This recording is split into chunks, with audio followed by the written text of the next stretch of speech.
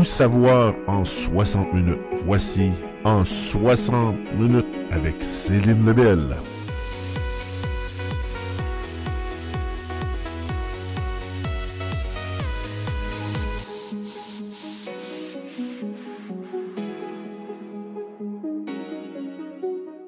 L'émission suivante a été enregistrée directement sur place avec Monsieur Jean-René Marcel Sauvé. Notre invité nous a ainsi parlé de géopolitique, de la gestion de la géopolitique, une façon de voir de notre histoire. Et durant cette petite rencontre que nous avons eue avec Monsieur Sauvé, il nous a expliqué et il nous a présenté par surcroît son nouvelle publication, son livre, et il nous a parlé également de son livre passé, et il nous a donné une petite histoire de qui il était. Et bien sûr, M. Sauvé, en tant qu'ex-militaire, il a un point de vue totalement différent sur plusieurs situations. Voit toujours les situations politiques et les situations géographiques d'un point de vue stratégique. Et il se lançait comme cela en nous parlant de ce qui s'est passé au Québec en 1838 d'un point de vue militaire. Il faut bien comprendre qu'il y a des choses que M. Sauvé nous explique que vous ne retrouverez pas dans les livres d'histoire. Trêve de bavardage, allons-y, jetons-nous directement sur les lieux de cette rencontre.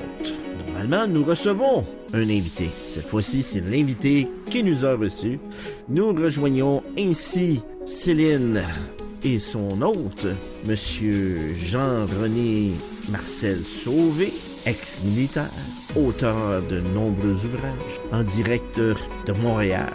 Voici en direct cette entrevue. La guerre. OK? Oui. 4 régiments anglais puis nous autres. Bon.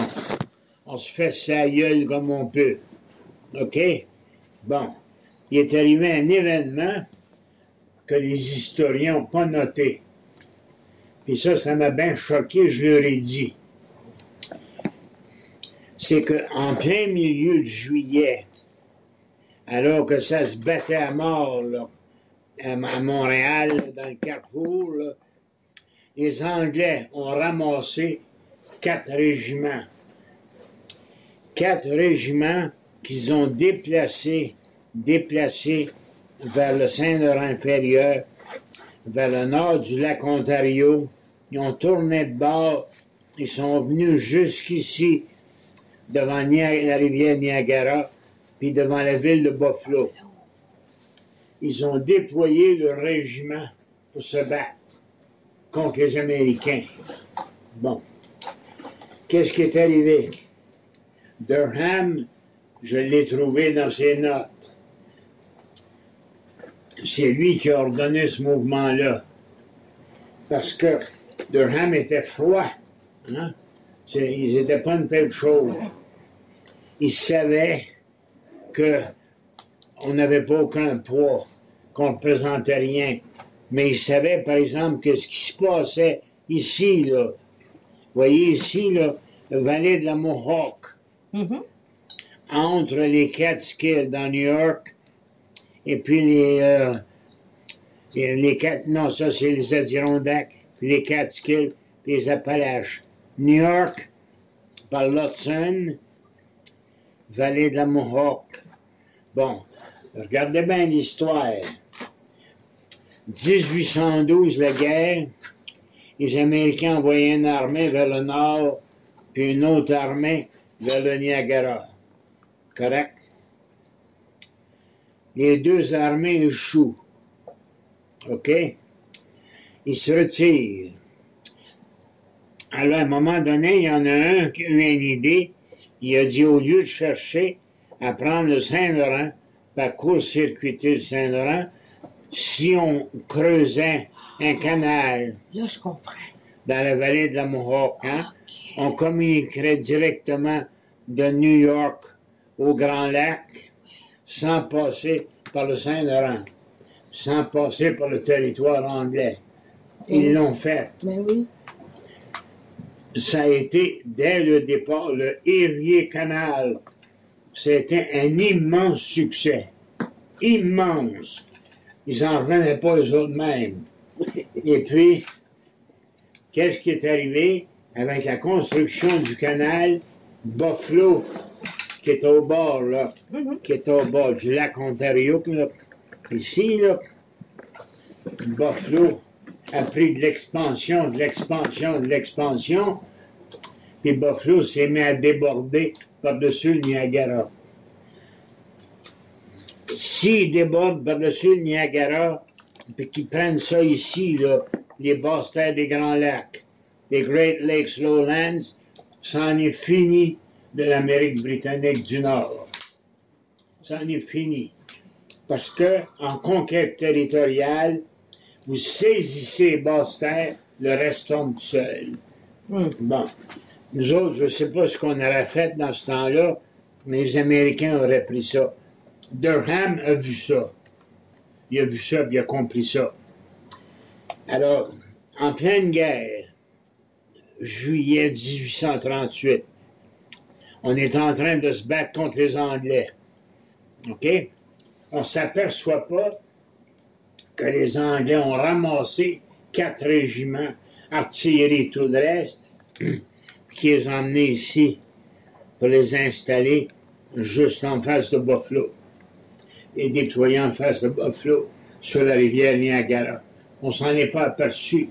Moi, j'ai dit aux historiens, vous n'avez pas vu ça? Vous n'avez pas vu ça? C'est majeur, ça. Et que, alors là, déployé comme il l'était, Durham s'est fait inviter par le gouverneur de Buffalo. Entre gentlemen, quand même, on se tape pas sur la gueule. Alors, le gouverneur de Buffalo l'a invité. Durham s'est habillé comme faux. Durham s'est promené à pied. Un espion, ça se promène à pied. Oui. Ça regarde. Bon, s'en va, le souper, de toute affaire comme ça, les discours, les toasts au roi d'Angleterre, les toasts au président des États-Unis. On est des gentlemen, mais on ne l'est pas. Avec le lendemain matin, Durham revient, toujours à pied. Il écrit une dépêche à Lord Glenelg, secrétaire des colonies, dans laquelle il lui raconte son souper. Mais il lui raconte aussi que Buffalo, c'est plus une colonie, c'est une ville organisée. Vous savez que comment commence la civilisation? Ça commence avec des mathématiques. Ça commence avec l'arpentage. Ça commence avec l'architecture obligatoire. Ça commence avec l'ordre, un ordre mathématique de choses. Hein? Puis Durham a vu ça. Alors il a dit Buffalo va devenir une ville extrêmement puissante. Si Buffalo déborde sur notre terrain, on est foutu. Alors on est obligé de rester là. Il faut absolument qu'on tienne là, les basses terres des Grands Lacs, puis qu'on les tienne bien durs. Parce qu'autrement, toute l'Amérique britannique du Nord tient à partir des basses terres. Hein? Les États tiennent tout à partir des basses terres. Ils ne tiennent pas à partir des montagnes puis des plateaux. Bon. Et là, ils avaient un problème, les Anglais. Qu'est-ce qu'on va faire avec ça? Durham a dit, ben, on va aller chercher 1 million de ressortissants britanniques, on va les installer là. OK? Ils sont allés en Angleterre, ils ont embarqué une foule de ressortissants britanniques sur les bateaux, seulement que les bateaux, au lieu de venir là, ont passé tout droit, ils sont allés aux États-Unis. Ah. Les Anglais avaient là, leur claque, leur propre monde, là, au diable, le roi, la reine, n'importe quoi. On veut vivre comme du monde. Au chaud. la raison principale, Oui. puis nous autres, on ne sait pas assez ça, c'est qu'aux États-Unis, indépendants, quand vous avez une propriété, le titre est sûr. On ne peut pas vous déposséder. Ah. Vous savez? Ah. Tandis qu'ici, c'est très facile de vous exproprier parce qu'on n'a aucun titre sur le territoire. Hein? C'est la reine qui a le titre sur le territoire. Alors, à n'importe quel moment, elle peut dire, ben, sacrez votre camp, vous êtes obligé de partir. C'est ça qui est arrivé avec Mirabel, c'est ça qui est arrivé avec tellement d'autres affaires. Ce qu'on ne savait pas, c'est que les Anglais en Angleterre aussi savent ça. Ils savent que chez eux en Angleterre, ils n'ont aucun titre sur le fond de terre. Hein? Et puis que le duc peut arriver et les déposséder n'importe quand. Alors, quand ils ont sauté d'un bateau, ils ont dit tout droit vers les États-Unis. Ça faisait 1 million d'ennemis de plus que les Anglais avaient. Les Anglais ne racontent pas ça pour nous autres. Il ne faut pas qu'on sache ça, nous autres, parce qu'on est du petit monde tout petit qui ne sait rien. Tant mieux si on ne sait rien. Alors là, ils étaient réellement mal pris. Qu'est-ce qu'ils ont fait? Ils ont construit le canal La Chêne à partir de Montréal. Ils ont construit le chemin de fer. En 1860, ils ont construit le pont Victoria pour traverser avec le chemin de fer et puis s'en aller sur la rive sud jusque dans les basses terres des Grands Lacs puis jusque dans le Niagara. Bon. Alors là, une fois que ça a été fait, il fallait trouver du monde pour aller habiter là. Personne ne voulait y aller. Alors là, les Anglais leur ont fait terre gratuite. Et leur ont fait, ils ont assuré qu'ils ne seraient pas dépossédés. Des semences gratuites, des constructions gratuites, puis 2 années de nourriture gratuite qu'ils ont fait. Malgré tout, il n'y a pas eu personne. Alors, ils sont venus en Estrie, dans les cantons de l'Est. Okay. Puis là, ils sont allés voir les autres, hein? Mr. McCormick, please. Hein? Take the train. Ça ne te coûtera rien. Comprendre ça, puis tout le restant. Alors là, Mr. McCormick, puis Leslie, puis toute la gang-là, ont commencé à prendre les trains, puis s'en aller vers l'Ontario méridional. À partir de Toronto, qui a été fondé finalement, puis aménager tout l'Ontario méridional. Il fallait, entre autres, aménager les terres, puis il fallait pourvoir à la défense territoriale, la milice territoriale qu'il fallait fournir. Bon.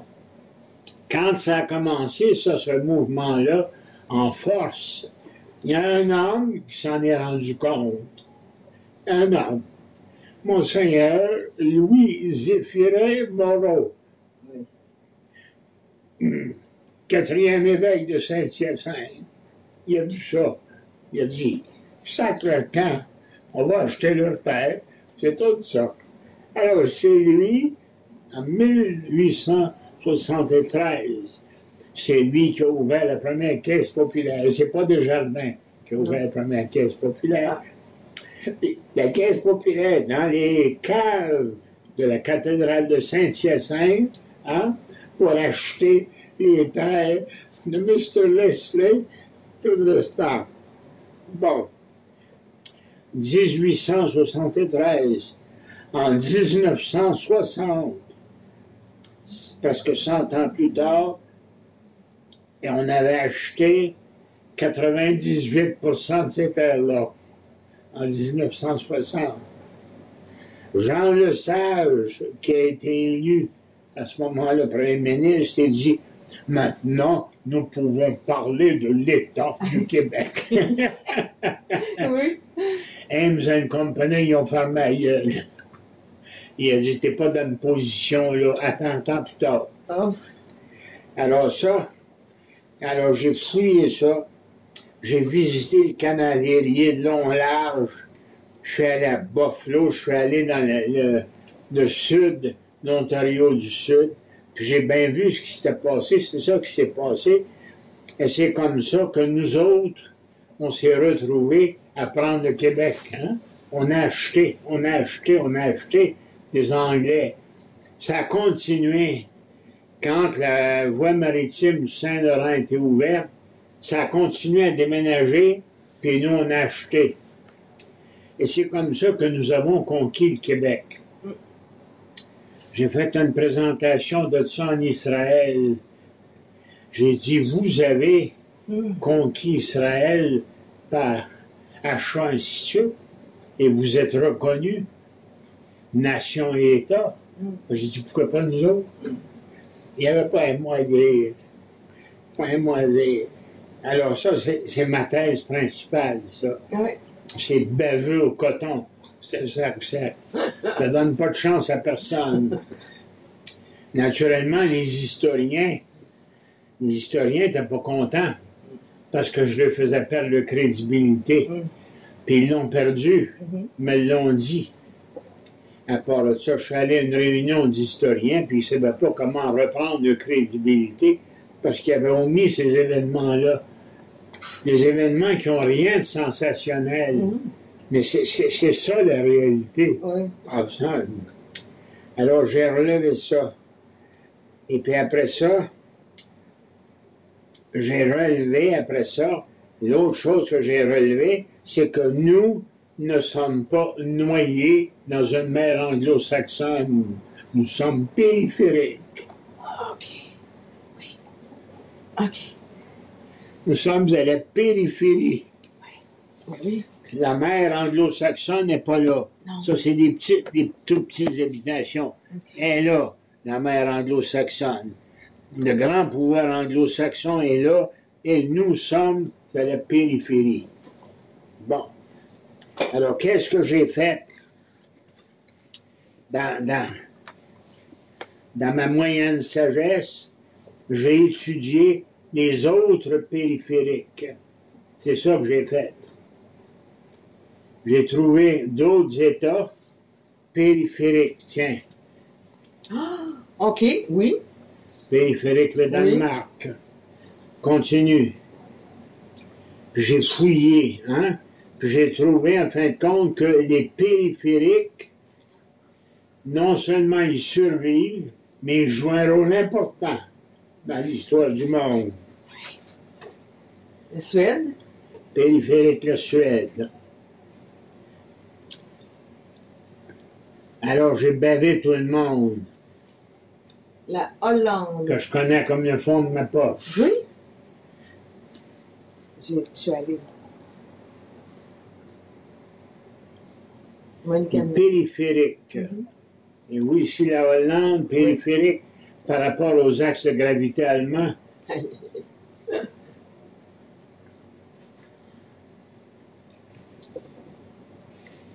Périphérique. Portugal, ben oui. Le Portugal. Ben oui. Alors là, périphérique. La Norvège. La Norvège. Ouais. Elle, puis les ligues hanséatiques. Elle n'a eu de la misère avec les ligues hanséatiques, la Norvège. Oui. Ouais. Et ils en ont fait voir de toutes les couleurs. Pourquoi? Les ligues hanséatiques, c'est l'équivalent des multinationales d'aujourd'hui. C'était ça au Moyen-Âge. Hein? OK. C'était allemand. Ah. Hambourg, Stettin, ainsi de suite. Là. Ils avaient une flotte de guerre et puis ils pénétraient partout. Ils avaient même un comptoir hanséatique à Londres. Je suis allé visiter le comptoir asiatique de Bergen en Norvège. Bergen en a bavé les Hanséates parce qu'ils les ont exploités au coton. En 1124, les Hans germaniques ont acheté toute la récolte de blé de la Norvège. Tu vends pas ta récolte de blé, maudite affaire, c'est... Puis après ça, qu'est-ce qui est arrivé, pensez-vous? Les Norvégiens n'avaient rien à manger. Ouais. Ils sont venus pour acheter le blé. Le prix avait monté. Aïe, aïe. Tu sais. Mais la Norvège a bavé des Hanséates. C'est pour ça qu'ils ne peuvent pas sentir les Allemands, même aujourd'hui. Et puis, La Norvège est stratégiquement située. Hein? Fait que, Exact. mais j'allais visiter. Oui. Je suis allé visiter le musée asiatique. Ah oui, il faut voir ça, ce musée-là. Le musée asiatique. Les comptoirs de la Hudson Bay Company sont copiés sur les comptoirs asiatiques.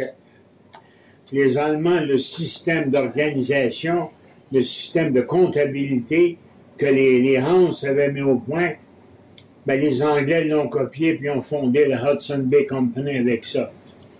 Tu sais, Aïe, aïe, aïe. à fouiller en géographie, on finit par trouver des choses. Tu comprends? Des Alors choses qu'on là- ne dit pas. Hein? Des choses qu'on ne dit pas à personne. Fait que, géopolitique, des refus et des blocages, ben là, je gueule. Différentes choses.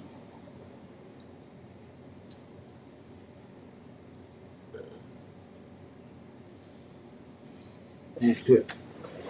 Voyons donc. Géopolitique des ouvertures, là, je gueule. Et puis finalement, le chapitre 9.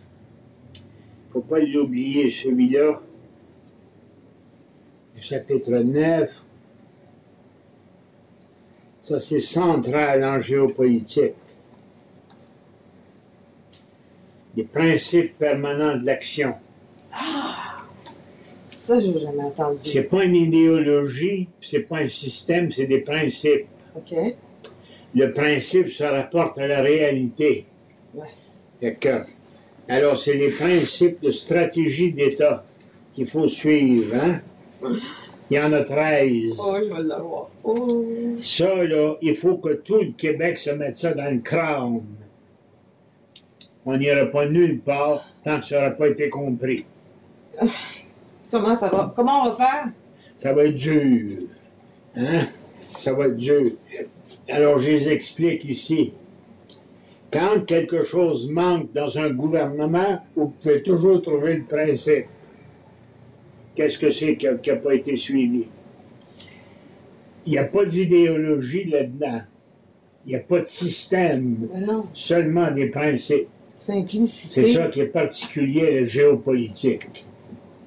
Vous savez? Fait que, alors j'ai écrit ça pour faire mon baveux, évidemment. Et puis, il n'y a pas grand-chose, ah oui. Ben, des lectures là, que je recommande, que j'ai faites. Alors, géopolitique et avenir du Québec. Tiens, celui-là, c'est à votre nom. Ah! Ah! Et puis celui-là ici,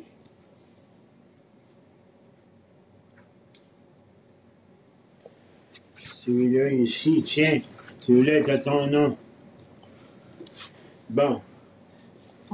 Et puis il y a les deux livres qui sont là, Regarde. Défense territoriale, tiens, celui-là est à votre nom. T'en as eu un, toi, tout à l'heure? Non. Il est là, il est là. Bon, il est à ton nom. Celui-là aussi. Vous avez chacun une carte. Alors, ça commence à être clair. Hein? Ah, ça commence à être J'ai très clair. j'ai été là, aussi loin que j'ai pu aller dans une journée comme aujourd'hui.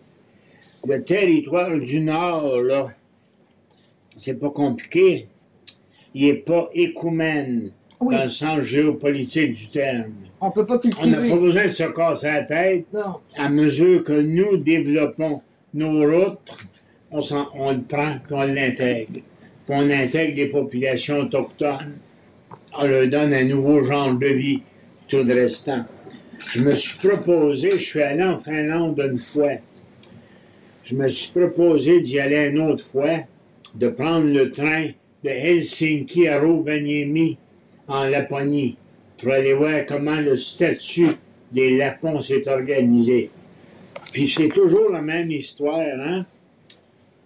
Les statuts changent à mesure que les communications changent. C'est simple comme ça. Ah, oui? Avez-vous un C'est simple exemple? comme ça. Avez-vous un exemple? Ouais. Avez-vous un exemple? Comment? Un exemple. Donnez-nous un exemple, s'il vous plaît. Les communications changent, ben, les Esquimaux les Inuits. Maintenant, ils ont la radio, ils ont le télégraphe, puis ils ont le... Internet. Bon, ben là, toute leur mentalité est en train de changer. Hein? Oui. Ils s'organisent, ils veulent avoir la même chose que nous autres. Les Esquimaux, les Inuits du Groenland sont organisés. Vous savez, des grosses maisons comme nous autres, là, des intérieurs confortables, tout. Ça, c'est communication, parce que ça change la mentalité. Alors, ils disent, vous avez ça, vous autres aussi, on le veut. Avant ça, ils ne pouvaient pas le faire, parce qu'ils ne voyaient pas. Mais maintenant, ils voient. Alors, ils exigent. Amène-nous ça. Bon, à part de ça, fondez-vous en quatre pour trouver un moyen de développer une agriculture impossible dans ce territoire-là. Allez, grouillez-vous. Ah ben ouais, vous avez des sciences, vous avez des équipements, faites-le. On va être obligé de le faire, hein? Oui. On va être obligé de le faire. Alors, c'est ça qui va arriver. Oui. C'est que il y a tellement d'obstacles que, inévitablement, à mesure que nous pénétrons vers l'intérieur de cet espace impossible, on l'annexe. Il fait partie intégrale du territoire du Québec. Vous savez? On est appelé à bien plus gros qu'on pense. Ottawa, placez-le en quelque part, Ottawa. Ottawa. Ottawa? Pas compliqué. Ottawa tient par un fil. Ottawa tient par un fil. Pourquoi? Pas besoin de se casser la tête. Parce que toutes les provinces sont en train de se développer, puis toutes les provinces sont en train d'acquérir la dimension de nation et d'État. Ah oui. Toutes les provinces. En commençant par l'Ontario. La dimension? Quand j'enseignais à Toronto, Oui. les gens de Toronto, en 80, le référendum, pourquoi est-ce que vous avez voté non? Bande d'imbéciles. Ouais. Pourquoi? Vous avez refusé de devenir un État. Pourquoi? Nous autres, on a deux gouvernements, un à Queen's Park. Le budget de Queen's Park est plus gros que celui de l'Australie, à Toronto. Puis il y en a un à Ottawa, il y en a un de trop. Oui. Ça, c'est ce qu'on dit à Toronto. Hein? Obligé de dire un mot, t'écoutes, puis t'enregistres. Oui. On dit la même chose en Saskatchewan, on dit la même chose en Alberta, puis on dit la même chose. Ça, les journalistes ne publieront pas ça. Non. Entends-tu? Monsieur Lehier en parle. Nouvelle-Écosse, ils ont fait une petite enquête. Si on vous demandait de vous défaire du gouvernement d'Ottawa, combien parmi vous accepteraient? 70% oui. Sacre ça de voir. Pas besoin de ça, cette affaire-là. C'est le gouvernement d'Ottawa n'a pas d'avenir, mais il ne va pas l'attaquer parce que là, il va se mettre en défense. Puis là, ben, tu vas avoir du trouble. Tu fermes ta gueule. T'attends tranquillement qu'il s'effrite. Okay. Puis qu'il s'en aille. L'histoire que j'ai relevée dans mon livre, c'est l'histoire l'histoire des Hanses germaniques en Scandinavie et puis l'histoire de l'Union de Kalmar, 1397. Même chose que le Canada. Nous autres, c'est venu beaucoup plus tard, pas pareil, parce qu'on n'a pas de communication. 1397, la reine Margrethe du Danemark a annexé tous les royaumes de Scandinavie sous sa seule autorité. Hein? Un grand pays. La Suède en est sortie en 1525 après une maudite guerre. Ça a été dur. Hein? La Suède en est sortie. Voyons donc, la Norvège en est sortie pas mal plus tard, parce que la Norvège est toute petite, hein? La Norvège n'a pas de communication. Et puis, la Finlande en est sortie. La Finlande en est sortie quand Elle avait été intégrée à la Russie en 1814, hein? Ça, parce à cause de la guerre napoléonienne. Oui. Alors, ça a réveillé chez les Finlandais le sentiment national. Et puis les Finlandais, finalement, en guerre 14, quand la guerre 14 a commencé, c'est ça, ils sont allés voir Staline, puis ont dit, camarade, hein, t'es en faveur de l'émancipation des peuples. Ben, nous autres, on a demandé notre émancipation. Alors, Staline, mal pris, est obligé de signer le traité de Tartu, en Estonie, sur le lac Peipus, en 1920, signé par Staline. La Finlande a pris, sauté à pieds joints sur son indépendance. Penses-tu? Puis en 1939, quand les Russes et les Allemands ont menacé, les Finlandais ont réagi furieusement. Ils n'avaient jamais vu ça. Ça change les mentalités. Tu comprends? Ça change. Fait que, alors nous autres, on est bien placés. On est périphériques.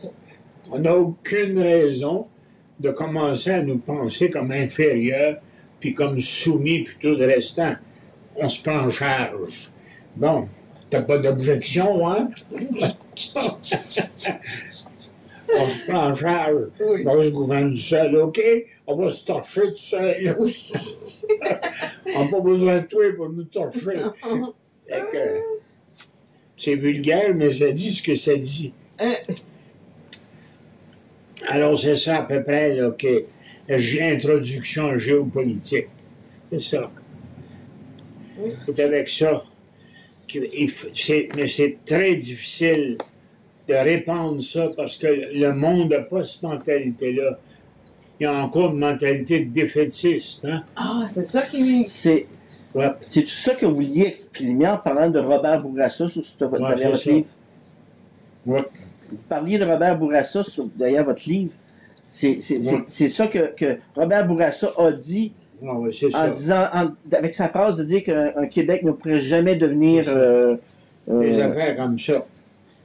c'est une preuve. Fait que, Tant aussi longtemps qu'on va avoir des premiers ministres de ce genre, c'est ça. c'est quoi notre Mais chance?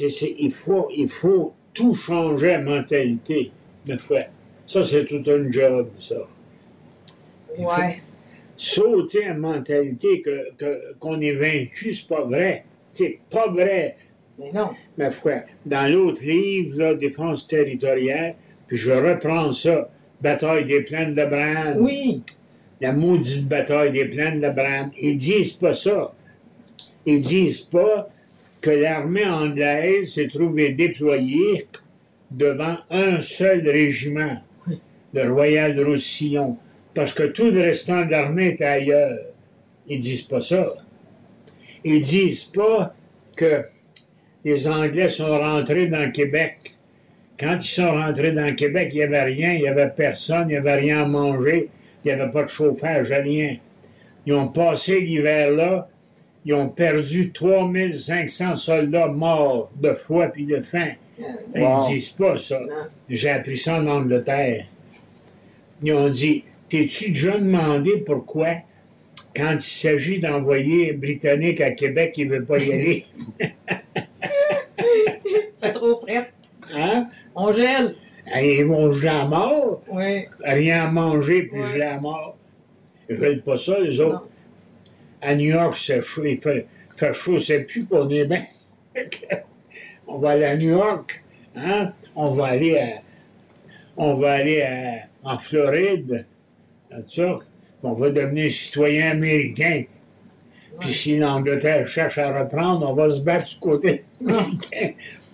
Oui. Fait que, tu comprends? Oui. Parce qu'au sud, on a les États-Unis. Immense attrait des États-Unis en Angleterre. C'est pas, nous autres, on n'attire pas. Les Anglais viennent pas. Ma femme était une exception. C'est parce qu'elle connaissait du monde, sa famille connaissait du monde. Alors, OK. mais à part de ça, le temps que j'ai été là, moi, depuis qu'on est mariés, j'ai pas vu un seul Anglais qui a immigré de son milieu, qui a immigré et qui est venu avec elle. Pas vu une seule. Excepté une femme de soldat qui avait été mariée à un soldat ou un aviateur. J'en ai pas vu une seule. Il n'y en a pas question. Ils ne veulent pas venir geler. Hein? Ils ne veulent pas venir geler par rapport à ça. Obligé de parler français, tu n'y penses pas. Ouais. Non, mais on a tout ce qu'il nous faut pour être en position de force. On a tout ce qu'il nous faut. Il nous manque les connaissances, puis il nous manque le sang-froid. C'est ça qui nous manque. Mais Hey. là, actuellement, avec les gouvernements que nous avons, On est trop nerveux. Ah. Tu sais, je suis allé voir, ma femme m'a amené hier, elle voit l'exposition de Saint-Henri. Je viens de là. Oui. Je regardais ça, là. J'ai dit, maudit que c'était naïf. Naïf au dernier degré. C'est l'ignorance entretenue. Pas moyen de les sortir de là. Il faut qu'on les sorte de là. C'est comme ça que on va devenir ce qu'on est. On ne deviendra pas d'autre chose que ce qu'on est déjà, que ce qui est déjà là, puis ce qui nous appelle. Hein? Le Saint-Laurent, on a fini par en faire notre fief. Hein? Grâce aux baleines. Oui? Ah oui? Ben oui. Hey, les baleines, prends ça. Il y a toutes des lois qui gouvernent les bateaux qui passent, tu sais, là. Oui. Hein? Oui. Je comprends. Alors, les Québécois, c'est une bonne excuse. Il faut protéger. Il faut protéger les baleines. Oui. Hein? Ils sont bien dans le Saint-Laurent. Ils ont de quoi manger. Comme ça. Ils vivent bien. Bon, ben, approchez pas, vous autres. C'est bon, ça. Tu comprends? Oui. La voie maritime du Saint-Laurent. J'avais amené un gars d'Ottawa. Il me dit, qu'est-ce que c'est l'importance de la voie maritime? C'est en plein été. J'ai dit, viens avec moi, on va aller faire un tour. On va les asseoir. On s'est assis sur une des plateformes là, de la voie maritime. Puis j'ai dit, as-tu un carnet de notes? J'ai dit, mets-toi à compter le nombre de bateaux qui vont passer. Hein? Il s'assit là. Au bout, on est resté là 6 à 7 heures de temps. Il n'a pas passé un seul navire. J'ai dit, as-tu... J'ai dit, mais ça se peut pas. Ben, j'ai dit, oui, ça se peut. Ah. Parce que, regarde bien, le plus gros bateau qui peut rentrer dans la voie maritime, c'est un cargo de 75 000 tonnes. Bon, ça, c'est le maximum, ça. Maintenant, à 75 000 tonnes, à pleine charge, 22 000 tonnes, il cale de 36 pieds. Ah. Il ne rentre pas dans la voie maritime. OK. Alors, il faut qu'il vide. Oui. Il faut qu'il ramène à 11 000 tonnes pour qu'il passe 27 pieds et qu'il rentre dans la voie maritime. Quand j'enseignais à Toronto, j'avais la fille de l'ambassadeur de Cuba. Et puis, une journée, elle me dit, le bateau de sucre de Cuba vient d'arriver. Elle dit, on vous invite. C'est correct. J'y vais. Je regarde, je salue le capitaine tout l'instant. Puis là, j'ai appris que la moitié du sucre était sorti à Montréal. Parce qu'autrement, le bateau ne rentrait pas. Puis que les capitaines n'aiment pas pantoute prendre la voie maritime parce qu'il y a toujours un trouble technique. Tu risques d'être pris là pendant 3 ou 4 mois de temps. Ça nous rend service, nous autres, ça fait notre affaire. Ouais, oh, on s'arrange avec ça. Hein? Fait que, alors, l'expansion, maintenant, se prend en direction est. C'est pour ça que la maudite gang de Desmarais ont établi leur quartier général ici. Ils savent ce qu'ils font. Oui. Ils savent ce qu'ils font. Ils ont établi leur quartier général en face du Saguenay. Parce que les usines québécoises s'étendent vers l'est. Hein? C'est pas compliqué. C'est plus le même Québec, là. Tu sais, là. On fabrique des trains, on fabrique des autobus, on fabrique des avions, tu sais, parce qu'on a du fer, puis on a de l'électricité. En même temps, on peut concurrencer n'importe qui dans le monde. Tu sais?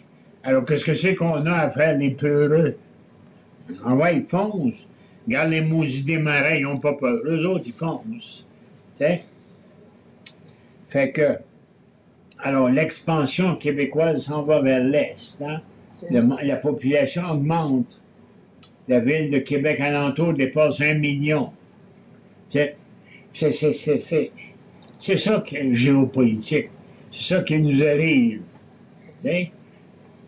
Qu'on arrête de faire les pleutres, maudite affaire. On l'a assez fait. Et puis après ça, ben, tranquillement, nos autoroutes s'en viennent vers le nord, tranquillement. Les populations inuites, on va les développer, on va leur donner une organisation, hein? Ils vont faire comme les Inuits ont fait en Finlande, en Suède et puis ailleurs.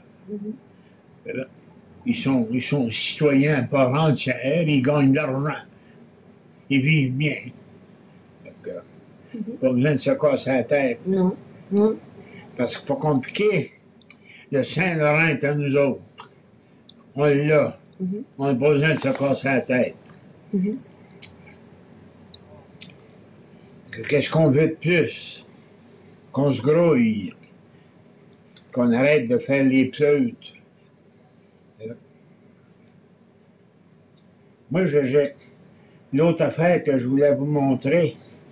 C'était ça. Juste pour vous montrer, vous donner une idée. Je pense que c'est chouette. Ça, c'est... Il y en a une copie à lui, une copie pour vous. OK. Merci. Ça, c'était écrit, ça, j'ai écrit ça pour le journal Le Jour. Bon. 1966. En 71. En 71, j'ai été officier d'état-major au grand quartier général de la Force mobile, en 71. Hein? Bon. Et puis, comme tel, je recevais un tas de documents secrets, top secret, ainsi de suite. À un moment donné, je reçois un document archi-secret. Je l'ouvre ça. Exercise Need Pitch.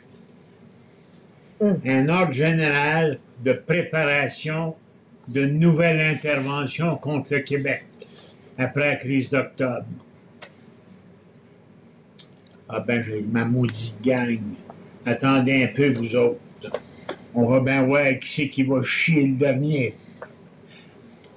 J'ai pris le document, je l'ai apporté, je l'ai donné à copie à Parizeau. Ouais. Non, pas ça, c'était avant ça. OK. J'ai donné une copie à Parizeau. Il l'a fait imprimer puis tout. Et puis j'ai rapporté le document, puis je l'ai remis le long du circuit.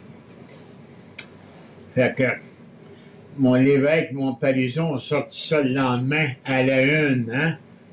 Grand cri, grand scandale, puis tout. La police militaire, la police montée se sont ramassés dans le quartier général. Ils ont couru dans toutes les directions. Moi, je l'ai assis tranquillement à mon bureau. Qu'est-ce qui se passe?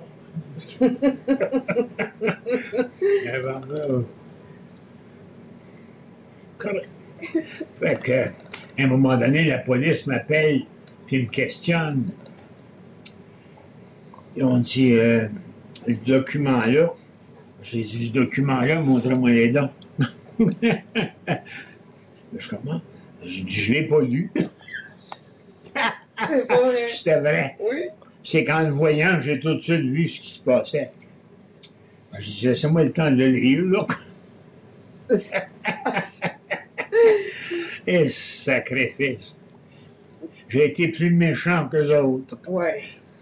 Fait que, finalement, ils m'ont rien fait. Cour martiale.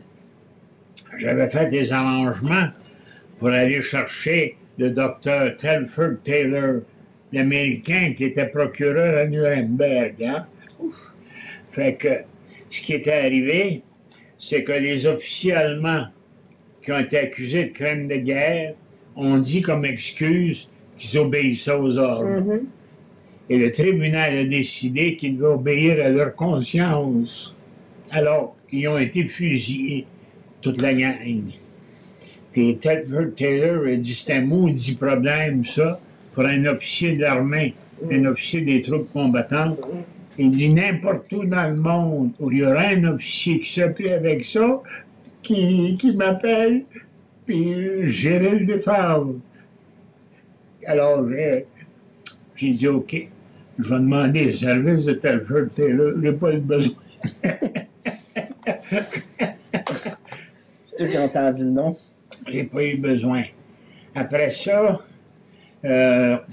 c'est quand j'ai vu que Trudeau menaçait de nouveau, alors c'est là que j'ai écrit ça. OK. Vous savez, un plan de contingentement de la défense avec les instruments de recherche du quartier général. Pourquoi pas, c'est là, on m'en sert. Ah oui? Bon. Et puis, je suis allé en Angleterre avec Alexis Nion, mon chum, pour négocier l'achat d'armes, hein? En Angleterre, en Belgique, et puis en Allemagne, en France, en tout cas. Puis là, j'ai écrit ça. Ça a sorti, ça. Quand ça a sorti, Trudeau a fait venir un général anglais du London Institute for the Study of Conflict pour savoir si le document était valable. Un matin, René Lévesque et puis Yves Michaud m'appellent. Il était à l'envers. On a un général anglais dans notre bureau. On ne sait pas quoi faire avec.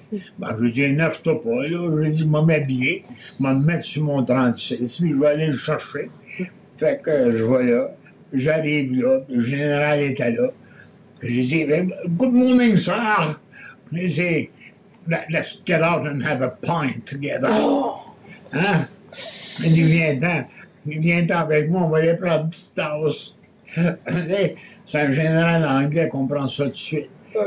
Fait que j'ai dit, also have a copy of the newspaper articles for you. Non seulement on refusait pas, j'y donnais.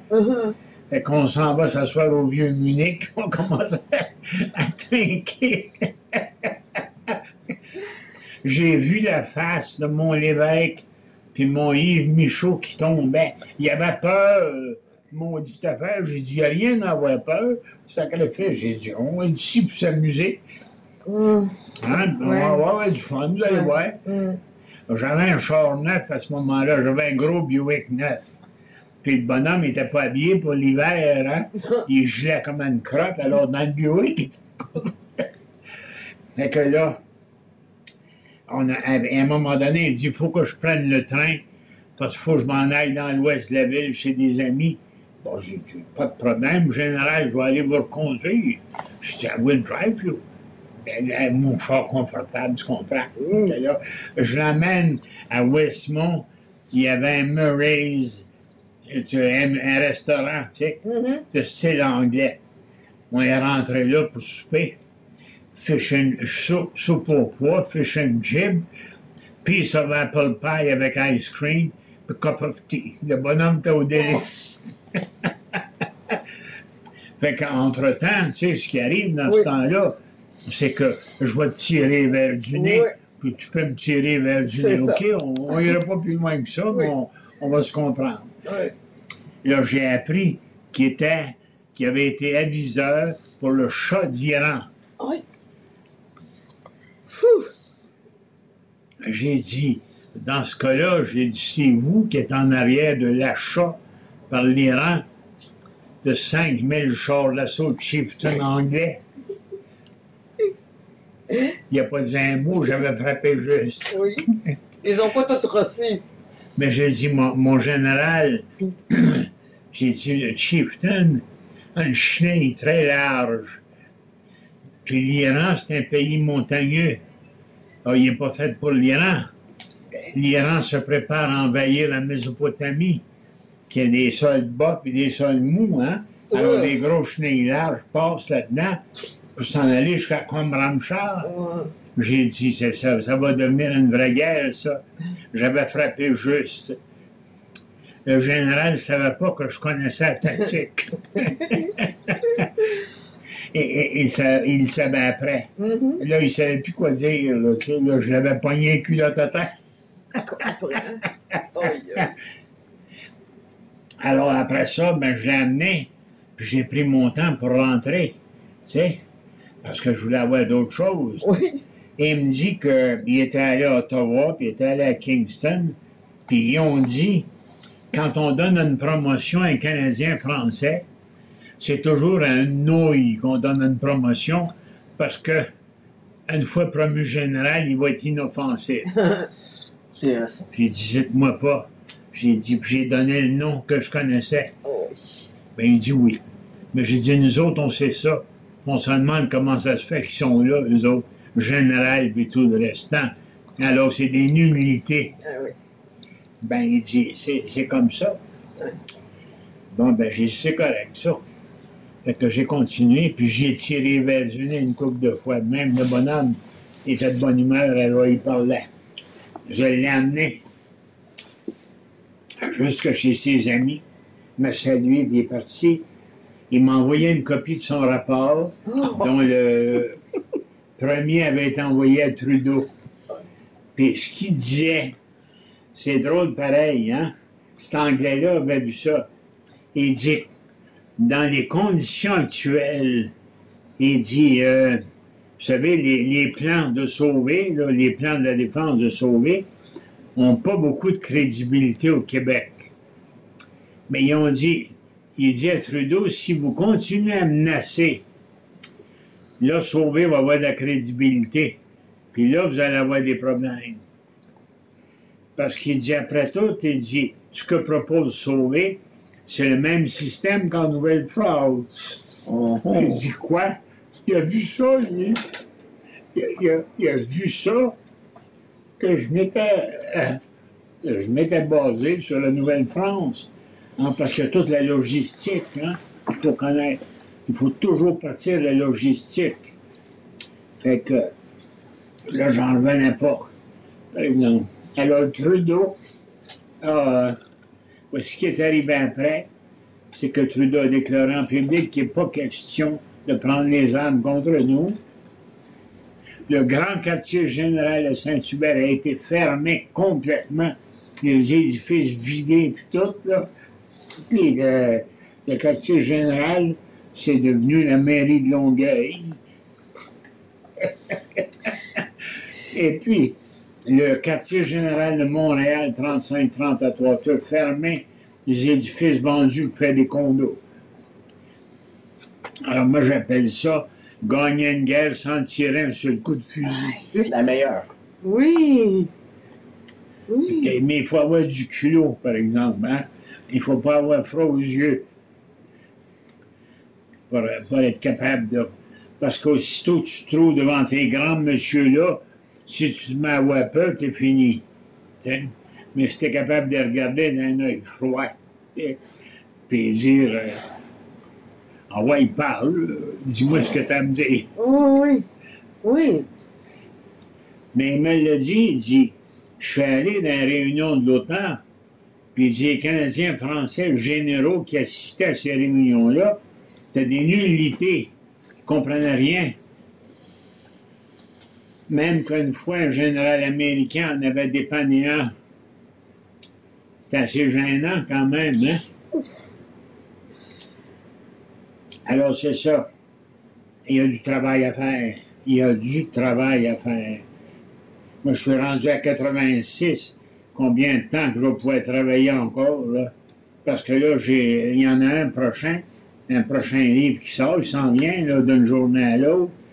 Le Québec entre nations et États. OK. Ça en vient d'une journée à l'autre. Puis j'ai commencé à écrire le 6e, Métaphysique de géopolitique. Je l'ai vu tout. Métaphysique de géopolitique, insister sur le fait qu'il n'y a ni théorie ni idéologie en géopolitique. Seulement des principes. seulement la réalité.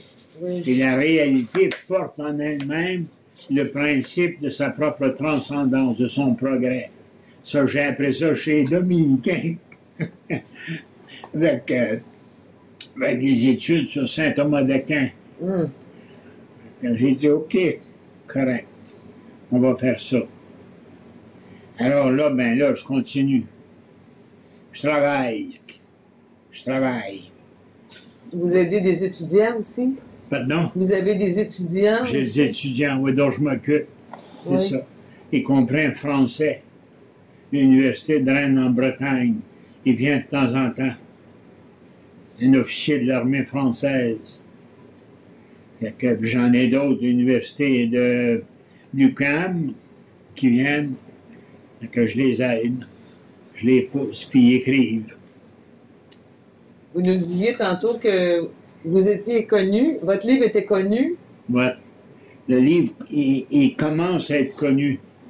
La Reine? C'est difficile, mais quand il est sorti, il y avait un ordre qui est venu d'Ottawa de l'interdire dans toutes les librairies. Toutes les librairies qui étaient subventionnées par Ottawa, pas le vendre, hein? Là, je t'ai pris avec ça, moi, là.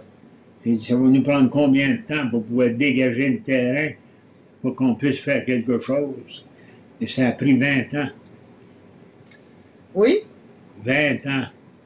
C'est long. Oui. C'est long, géopolitique, gagner une guerre. Mais on va y arriver. Oui. Parmi les politiciens actuels, lequel parmi les politiciens d'aujourd'hui serait capable de s'y rendre? De quoi? Les politiciens actuels, est-ce qu'il y en a qui pourraient s'y rendre? Qui?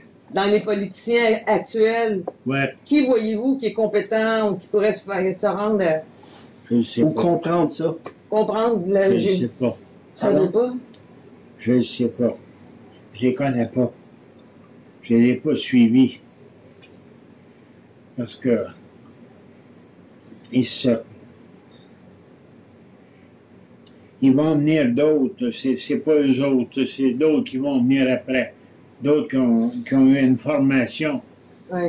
et qui vont rentrer avec une formation de base. Hein? Oui. Parce L'effectivité? que c'est un maudit job d'enseigner ça. Oui. C'est un maudit job parce que il n'y a pas de théorie. Non. Il n'y a pas de théorie, il faut être complètement dans la réalité. Oui. Fait que, puis il faut apprendre à vivre avec la réalité à part de ça. Oui. Ça, c'est toute une mentalité qui doit changer. Oui. On va peut-être y arriver un jour. En tout cas, moi, je travaille tant que je peux. Oui, c'est ça.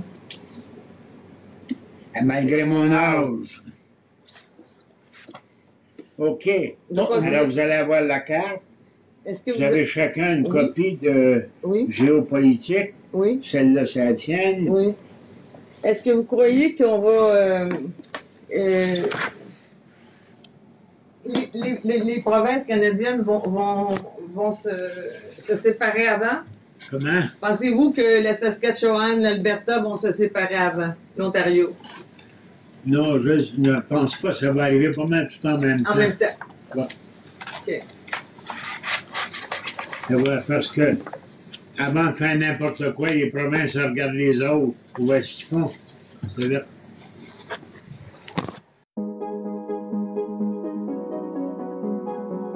Si vous avez des commentaires sur l'émission, nous vous invitons à nous écrire studio@radioinfocité.com. Vous pouvez également suivre Céline sur le site de Facebook avec Céline Lebel ou sur Twitter avec également Céline Lebel.